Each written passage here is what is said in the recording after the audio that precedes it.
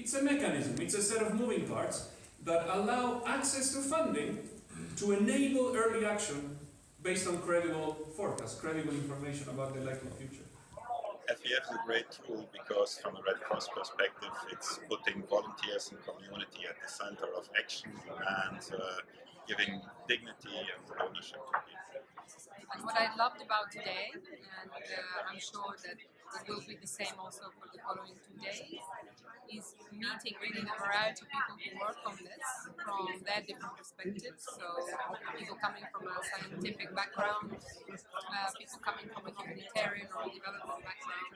Everybody has their own views, and sort of you challenge your own understanding of this initiative. So what I like the most today is the discussions. The World Cafe was awesome. I really enjoyed discussing, moving around the tables and talking to different people on different topics. Also, the marketplace were fun. It was really wonderful experience. What have I taken away from this last day here at the Dialogue Platform? It's my first time here, and what I've taken away is actually really just meeting lots of people who've really engaged really well through the day in these topics. And I think what's been really important is learning about the role that science can play in delivering to forecast-based financing, and really the role that national Met services around the world can play in really delivering the kind of information that can underpin really strong forecast-based financing mechanisms. One of the ideas that I was very impressed with today was the growing consensus that national governments really need to take the lead in designing and orchestrating the implementation of forecast-based financing systems. What I'll take home from this third dialogue platform are the lessons learned from the various projects and the specific recommendations that have been given to us to improve our FbF project in Uganda, particularly the need to review and engage communities to identify better actions that could get higher impact under the FbF. And I believe that once we implement these activities, we will get the impact that we needed.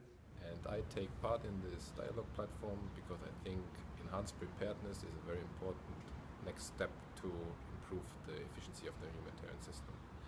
And forecast-based financing is the very important tool, a great tool to achieve this. Fact I'm taking home, I learned today, is the vulnerability analysis. I've seen that FbF is all about vulnerability. We are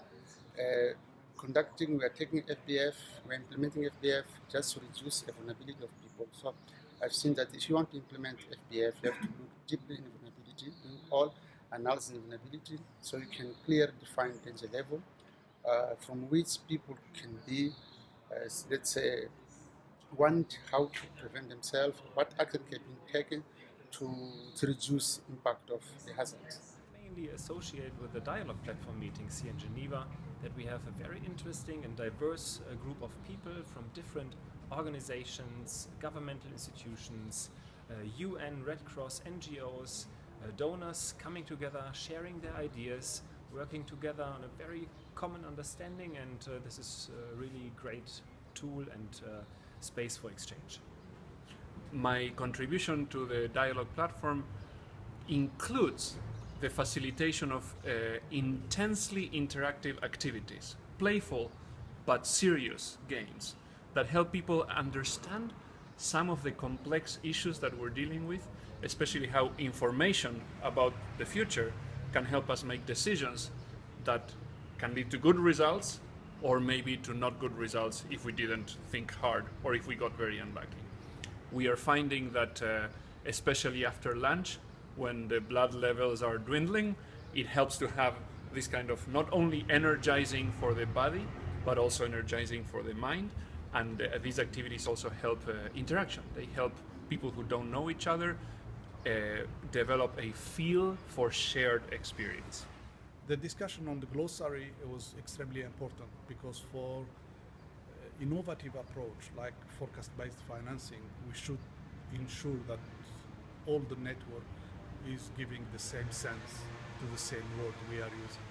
It will help with advocacy and building networks. Most interesting part to me is particularly the collaboration with the Red Cross, science, for example, we're also coordinating with IRI through Food Secure, and so it brings together the different initiatives that we have in the WFP, but also with the other actors.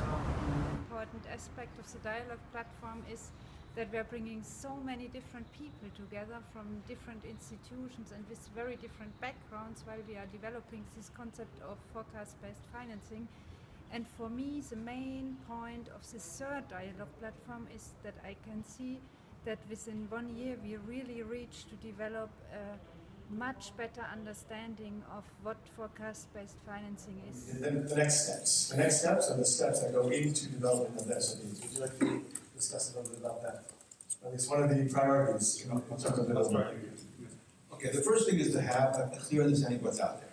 So we construct from a baseline, trying to figure out what's out there and not come with some bright idea. I think we know the answers to all the problems of the world. We need to understand what's the situation, who's doing what other initiatives are going on, and if something is happening, because in most countries there are systems in place, and these systems may not be working very well, or maybe working very well, but we need to understand it. So that's the starting point. And we need to do this in a very participatory way, where we are able to consult with different stakeholders, government, the different agencies in the government, and those who are out of the government. So it's important to have a very integral approach to this. My friend here will add another 20 minutes. Therefore, we just identified 7 small steps. Working with the government is creating interest. Therefore, we need to do some advocacy on FbF first, create this interest. Then a second step is risk assessment. A third one is defining who the actors and the processes are that already existing, work in this field. A fourth one is a gap analysis. A fifth one is define the areas of work, and there we refer to what is the risk, what is our intervention area, what is our risk scenario, what are our actions. And then, as my colleague William stated, then we start with the real work. Then we start to develop, strengthen the protocol, work with the government on early action, early warning, and a seventh step then is key, and I think this might be a conclusion, it's the finances. Somehow we have to bring them in, and this depends on every context. Sometimes it's the Ministry of Finance that can bring them in. For countries like Dominican Republic, Haiti, etc., maybe we could look for also external funds. Well, SOP, so what? Now you know.